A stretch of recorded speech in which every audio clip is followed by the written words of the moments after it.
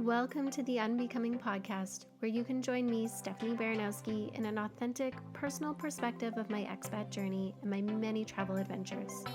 Grab a beverage of your choice, set yourself up in a cozy environment, and be prepared to be inspired.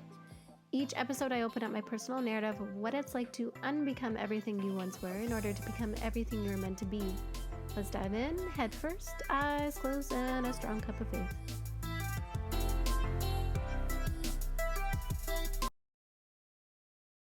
August 21st, 2021. That was the day that I booked my one-way plane ticket to London. I just happened to be browsing Air Canada. And sometimes I do that. Sometimes I like to browse the airlines just to, see what are the deals, where could I travel to next. I get into my brain this thought process of wondering what the rest of the world would look like and how much it would cost me to go to these different places and what's the time frame it would take for me to get there. So the thought process of traveling the world has been a dream of mine, and I legit go on to the airline websites just for fun, just to look up airlines and dream about places I could go. Well, when I saw the price of a one-way ticket to London, I had to press yes. I clicked on the day, the time, and just to see what it would be like if I were to travel to London a year from then. And I came up with the answer yes. At that moment in time, I knew the price was right. There was something inside of me saying I needed to click yes. And so I processed my visa through, and within a matter of 2 minutes, I bought my one-way plane ticket to London. Okay, so I have this plane ticket. It is from less than a year. I have less than a year to get my stuff in order and to head off to London. Okay, well, I better get on this journey. This was before I had even had the conversation with the rest of my family or my friends that I was going to do this.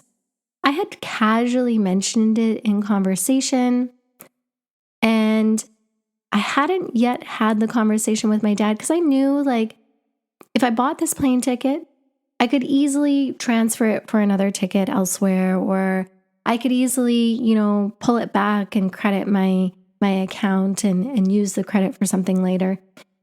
But I sat with it. I sat with a little bit longer. And then that's when I had my lunch with my dad, and I had that conversation. My dad totally validated me on the purchase of my ticket, saying, "You should go. That's where you're going to grow." And so from there, that's when my journey of getting my visa got started, getting my stuff in order. And again, I had less than a year to do it. So the first process that I had to go through was getting my visa. And I knew that I had the opportunity to get my ancestry visa. Not very many people have that opportunity, but I knew I had it at a really young age. And I knew at some point in time I was going to take advantage of this opportunity. I had preconceived this idea, and I guess you could say that I manifested it way before this even thought came up.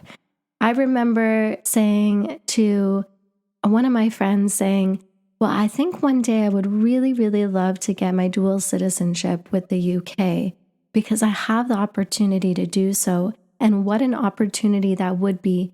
And what a cool thing to be able to accomplish in my life and be able to say that I lived in the UK. Well, I was going to make it happen. So the process of getting your ancestry visa, you could go multiple ways to get a visa to move here to London. I didn't really have the option of doing a student visa anymore because in order to get a student visa, you have to be under the age of 30. Well, by the time I purchased my ticket to London, I was 36. So that option was no longer available. I no longer had the option of doing a working visa because that would require me to already have a job. And I hadn't thought that far ahead.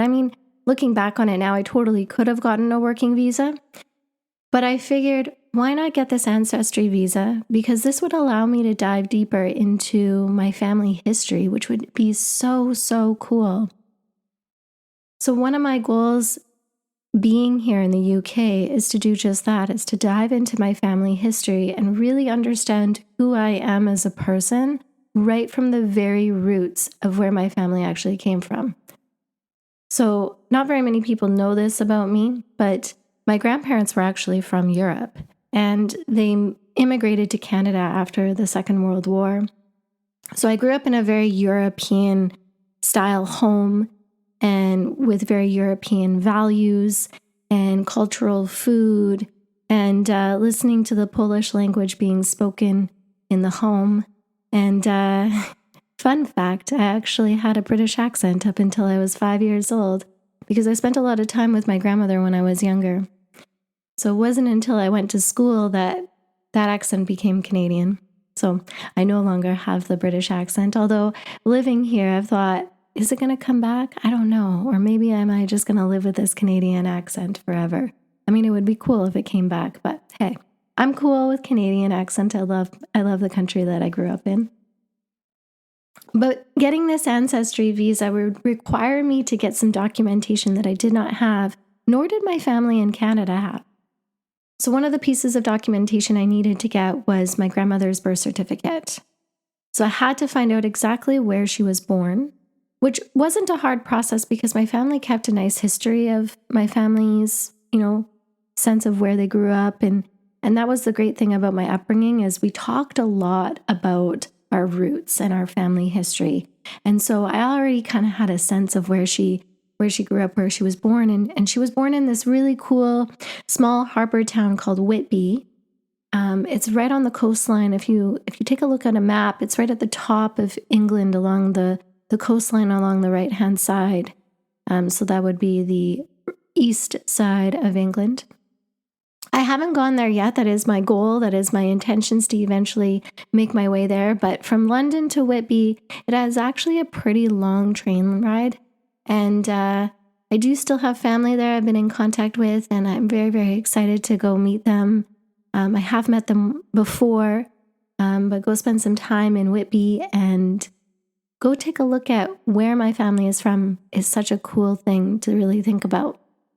My grandmother is buried in Whitby, and so it has been a lifelong dream of mine since she passed away when I was 8 years old to go visit her grave and to go say some kind words and prayers at her gravesite. So that was one of the first things that I needed to do, was I needed to get my grandmother's birth certificate. Cool. Searched it up. They sent it to me. It came so fast. Well, fast enough for the postal mail to come from the UK to Canada anyways. I think it was about a month, and then they had sent it to me about 3 to 4 weeks. The next piece of documentation I had to get was my grandmother and my grandfather's marriage certificate, which I think is pretty cool. So I had to prove lineage, and because my last name is not the same last name as my grandmother's maiden name, the name she was born with, I had to prove that lineage through last name. My grandfather's last name is Baranowski. My last name is Baranowski. I had to go right to the root of it. So I got my grandparents' marriage certificate, which also was not very hard for me to find because my grandparents actually got married in England, right where my grandmother was born. So again, that was a nice piece of identity that was really cool to receive.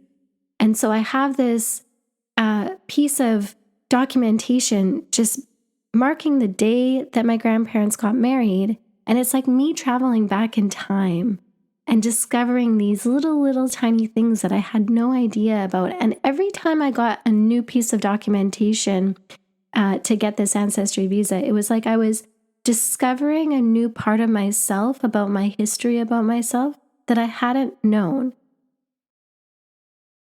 The next piece of ID I needed to get was my dad's birth certificate. So getting my dad's birth certificate, I knew that piece of ID would come very easy because my dad and I are close, and I have a good relationship with my dad, and it's easy to get because my dad was born in Canada. So that was nice and easy to get. And then the next piece of ID I needed to get was, my own personal birth certificate. So that was to prove the lineage of me being Canadian, but tracing it all the way back to my UK roots, which is a really cool experience. It was almost like I was traveling back in time as I was going through this experience and as I was gathering this information. In order to get all this information, my grandmother's birth certificate and my grandfather's marriage certificate, I actually needed to provide names of other family members in association, which was also really cool to think about. It was like I was diving deeper into understanding who was I related to and what was my family tree like. And it kind of reminded me of being in elementary school when they ask you, part of, your curriculum in elementary school is to draw pictures of your family or draw your family tree. I think in Canada, we get kids to do that in about grade 1 or grade 2.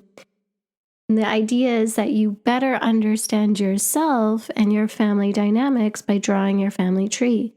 Well, it was like as I was going through this experience, I was mentally drawing my family tree, but expanding the branches as I was discovering these new things, this new information about my family history. It was like I was understanding who I was as a person, which was really cool. So I get this visa, or the information for this visa anyway. And the next step I had to do was I had to process the visa online.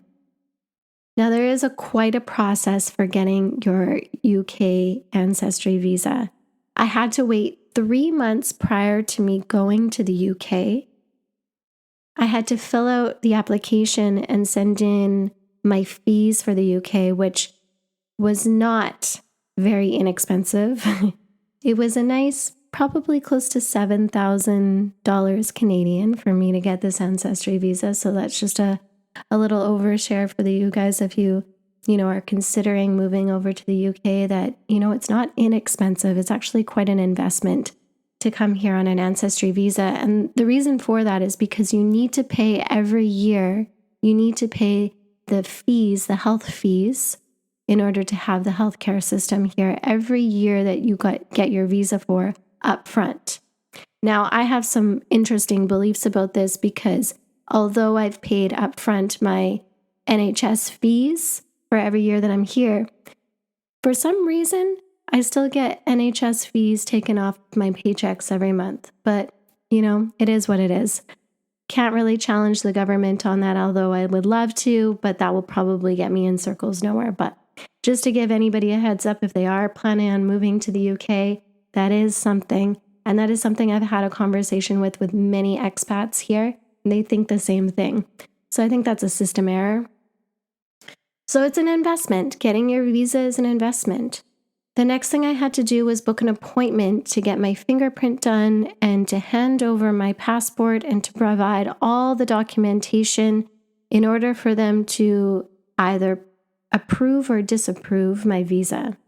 So you had to prove that you had enough funds in your bank account. You had to prove all of this documentation. So I had to present all of this documentation that I got proving my lineage. And on top of that, I had to fly all the way to Vancouver because the city that I'm from in Winnipeg, they don't have it accessible there. So you generally have to fly to another major city in order to get to these offices. My flight, I had to pay for my flight all the way to Vancouver. It's a good thing I have family in Vancouver, so it's kind of like a 2-in-1 deal, got my visa stuff done, but also got to see some family and do some travel and see some friends, which was kind of cool.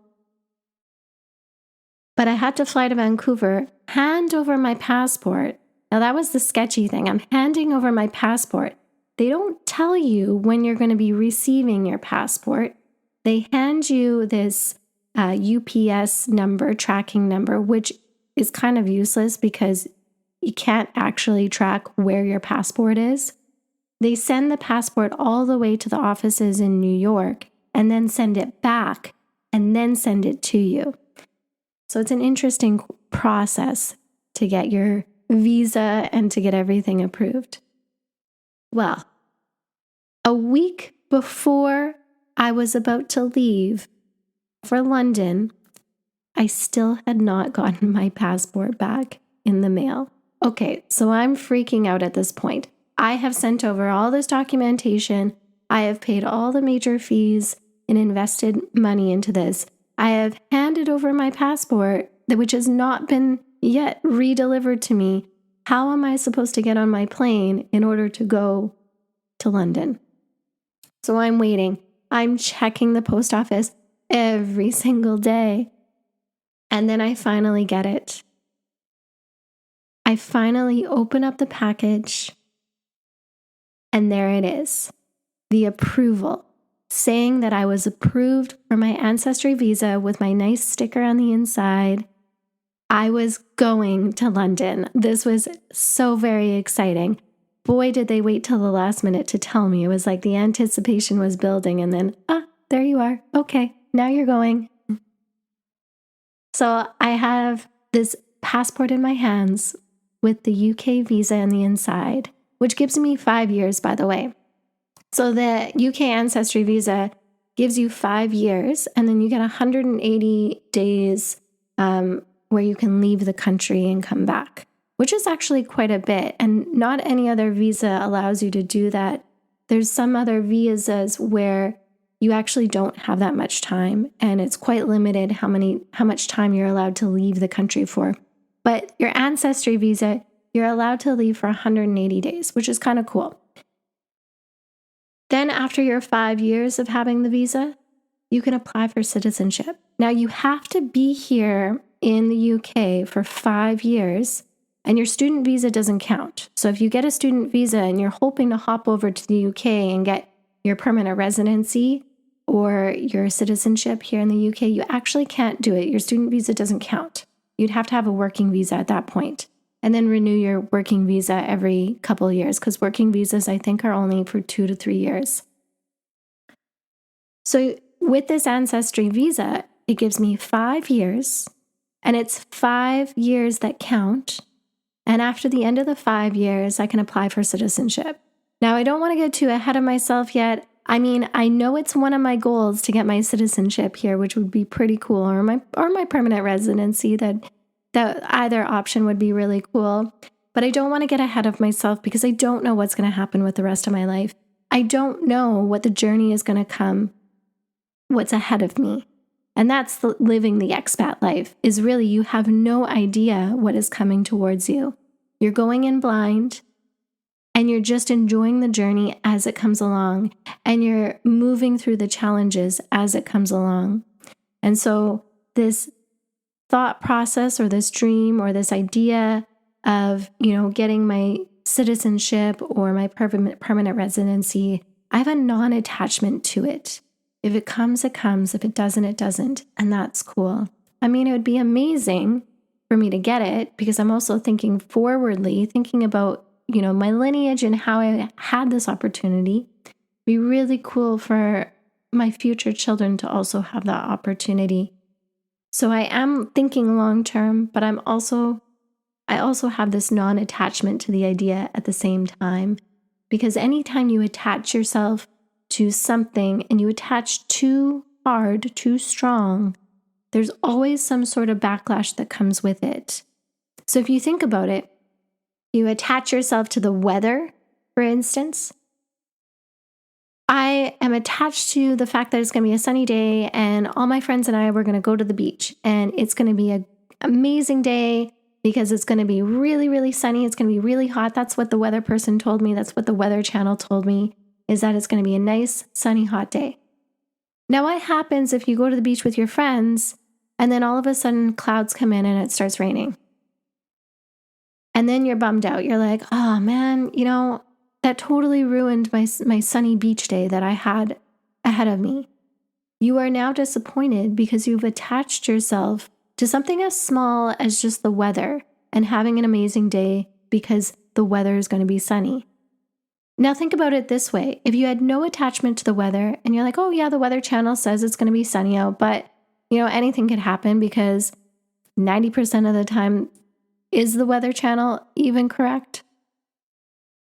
Chances are they're not, or that's at least in my experience. So if you have this non-attachment to the weather and you just go in, hey, If it's sunny, amazing. If it's not sunny, we'll just go with the flow. Maybe it'll be a cool experience going in if it starts raining. Maybe we could pivot and go to a local restaurant nearby instead. You just go with the flow. When you have non-attachment, you don't get disappointed and you don't go through suffering. And that's like kind of like a yoga little journey, a yoga quote, or I guess you could say a yoga lesson. So when you have this idea, this non-attachment for what's going to come in the future, and that's totally living the expat life, is having non-attachment to what your outcome or what your experience is going to be. You dive in, you have no idea what's coming at you. It's easier to predict when you live in your hometown. You know, I can predict in Winnipeg, what's generally going to happen. The people I may or may not run into. Even on that level, I probably should have some non-attachment. But when you jump in head first into the expat life, you really have no idea. And you can't get attached to the outcomes because that's where suffering comes from. And you're only going to disappoint yourself, and you're only going to want to turn back to go home when you disappoint yourself because of attachment. So having non-attachment to this whole journey is really, really important. Along the way, as I was preparing for not just my visa, but mentally and physically in my physical space preparing to move to London, I had to think about which belongings I was keeping and which belongings I was going to get rid of. Now, that is definitely practicing non-attachment. I must have gone through my closet and my dresser drawers of clothes 6 times. I did it in stages. So the first time I did it, I'm like, okay, what have I not worn in the last couple of years that I don't need? So I filtered things out through that way. Then the next round, I went through things. Okay, what have I not worn that I don't need in the last year? Okay, so I got rid of a whole bunch of other clothes. And keep in mind, this is stages over a few months, not a few days, a few months. So it took me a few months to let go of these items, which that's a whole other topic on materialism and capitalism. But I went through these stages, and until I got to the last stages, the second last stage was, okay, what do I need to pack for the weather for London or the activities that I'm going to do in London? Do I need heels or do I not need heels? Well, I probably don't need heels because I don't go out and party, and I'm going to be doing a lot of walking, and wearing heels is probably not practical. So I'm not going to pack heels. Okay, last stage. I started packing my suitcase. Okay, what do I need and not need that's going to fit in my suitcase? Because I only took 2 suitcases with me. 2 suitcases and kind of like a big carry-on bag. So I had to fit myself, my life, in 2 suitcases. And I had to develop this idea of non-attachment around my belongings, my clothes, and what I was bringing and what I was not bringing. That was very hard. I did sell all my clothes, or I donated a lot of my clothes away. I did not keep them because I thought to myself, well, if I ever do come back to Canada, or when I come back to Canada, or when I come back home to Winnipeg to even just visit, am I even going to resonate with these clothes that I even have here anymore? Am I going to come back and feel like, yeah, that shirt is something that, feels like me and resonates with me? I'm probably not, because going through this experience, I'm going to change with my new experiences.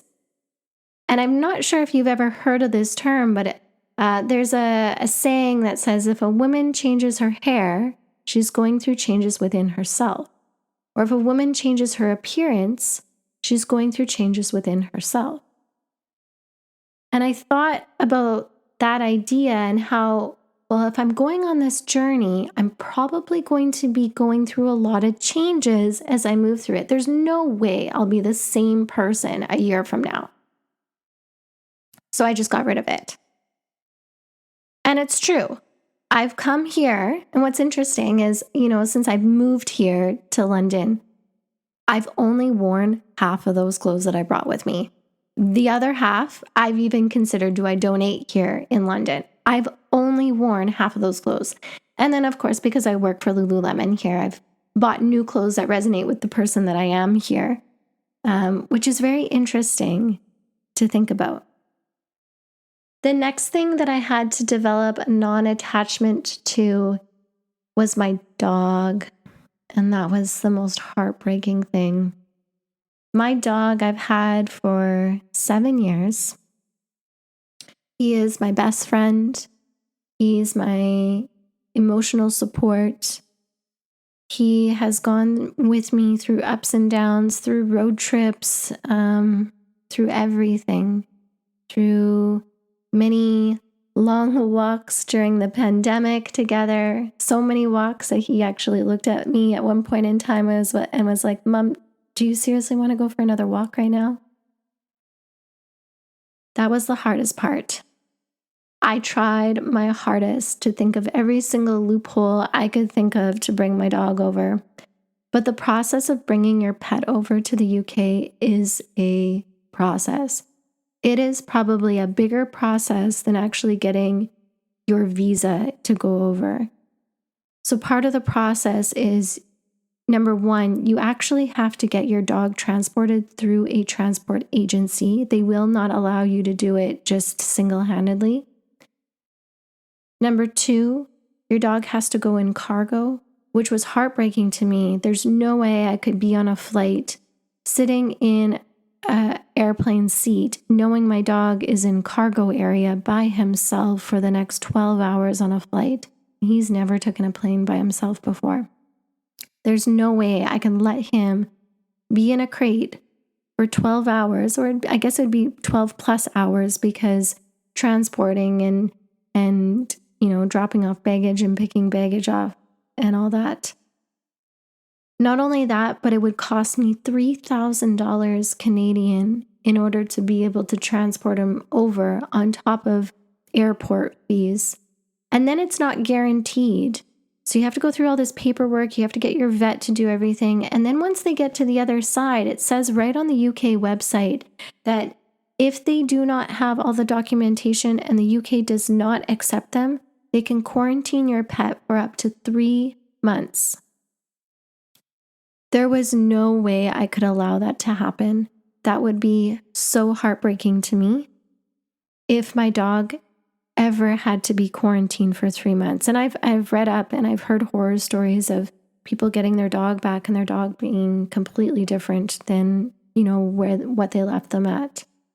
And that to me would be sad. So I made the very hard decision of leaving my dog with my parents. And it's been a blessing to have my mom specifically. I want to, pay honors to my mom for really stepping up and taking ownership and really spoiling him beyond belief. I swear my dog has more toys than I ever did as a kid. But my parents stepped up and took my dog, and I'm forever grateful and blessed, because anybody who has an animal, you might be able to relate, but your animals are like your children, really. And I have had him since he was a puppy. He has been everything to me. He's gone everywhere with me. He used to go to the yoga studio with me. So I had to develop this non-attachment to having my dog. So I'm diving into this adventure, this expat adventure, with literally 2 suitcases, leaving my friends and family and my dog behind, so I can go on this really meaningful journey of self-discovery, of letting go of who I was in order to discover who I'm meant to be, which is a pretty empowering thing to think about. The thought process as I went through this journey, it was so exciting being in Winnipeg. Every time I thought about going to London, I had this huge smile on my face. And I remember researching online on YouTube, researching articles, researching, the company that I was going to be working for in the schools. And I was just so enthralled with this idea of moving to London. I was counting down the days. I had a countdown on my phone, and I would make up small little videos about my countdown and what I'm doing to prepare for this London adventure. I was so excited the entire time. I did have some interesting responses to this journey. Some were amazing, supportive, and some were really interesting and almost doubtful. The doubtful people were the people, as what I see it now, are people who believe that they couldn't do it themselves. So if they can't see themselves achieving it, how would they be able to see me achieving it? And I couldn't fault them for that. That's their own limiting beliefs. That's whatever is going on within them. But some of the responses I had was, oh, London's a really expensive city. Oh, I had a friend that moved there and they didn't like it, so they moved back home right away. Oh, Steph, are you sure that this isn't just going to be a long vacation, like a nice extended vacation? Are you really sure you want to move during the middle of a pandemic? Are you sure you want to move with the state of what the world is in? And these were all, I kid you not, responses I had, multiple responses from people that doubted my adventure, that doubted me diving in. And then, of course, I had the really amazing supportive responses that were like, hey, this is amazing. I can't believe that you were going and you were doing this. This is completely bonkers, as one of my friends would say. And I had so much love and so much support. I remember some of my friends even saying, I have a friend in London. I'd love to connect you with them. I would love to help you pack up your house and get everything set if you need help. I would really love to stay in touch. Make sure you give me your UK phone number when you get there. And that support did follow through for a good, I want to say 4 months. Every single day that I was here, after I landed here in London, every single day I had somebody from back home messaging me, calling me, voice noting me, sending me all sorts of memes to give me comfort along this journey, along my expat life, me diving in. And it almost inspired a lot of people to be able to go after the things that they really wanted to do, which was so cool for me to witness and to see. And complete strangers even would reach out to me. Well, I guess they wouldn't be strangers, but people on my social media that followed me for a long time that I didn't really know who they were even reaching out to me to say, hey, that's really cool that you did that. So the support was on both sides, the good and the bad, right? And I was so in tune with myself to know that those negative responses from other people, I needed to have non-attachment to. I needed to not attach myself to what those people were saying, because that was a reflection of what they were experiencing as I told them this, their limiting beliefs within the inside of themselves. And even the people that were the most supportive, I still had to develop non-attachment to that, because I had to be able to not attach myself to the idea that these people were going to be forever there. Because what did happen is that, the support kind of fizzled out. So now I'm 7 months in, and do I get a message every single day from back home? No, I don't anymore. But it was what was necessary and what I needed at the time when I was going through transferring over. And I feel ever so blessed and so grateful for having the amazing support that I did have and that I do have. And I know within their hearts that support still exists. And I know they're listening and they're watching what I'm doing, and I know they're cheering me on, even if they don't say it every single day. So I had to develop a non-attachment to even the good, positive support, because I knew that if I attached myself to it, and I would just expect it. oh, why hasn't this person messaged me this week? Why hasn't this person, reached out to me this week? Oh, I messaged them, but I still haven't heard a response from them. And that is where suffering comes into play. When you attach yourself to the outcomes or to expectations, that's where suffering comes in. And that's where you limit yourself in your journey because you're so focused on the suffering that you don't experience and fully experience what's right in front of you and the journey that's unfolding and happening right in that very moment. It's important to develop non-attachment so you can be in the moment, in your adventure, in your experiences. That's been a huge lesson here in the expat journey, is the idea of non-attachment. And so I welcome you this upcoming week. This is my challenge for you. Think about something that you have developed an attachment to. And can you reframe your mind to have non-attachment to whatever that thing is that you are attached to? Maybe it's the weather, something, surfacey or simple. Maybe it's the weather. Maybe it's an outcome. Maybe it's a person. Whatever it is that you have attached yourself to, and just be consciously aware of it, how much you've attached yourself to it, and can you release that attachment and slowly release until you develop that non-attachment where you don't have a preconceived idea of what the outcome's going to be, and you're just relaxed enough to know and go with the flow of whatever comes from it. So that's my challenge to you. Thank you for tuning in to the Unbecoming podcast as I share my journey of unbecoming everything I once was to become exactly who I'm meant to be.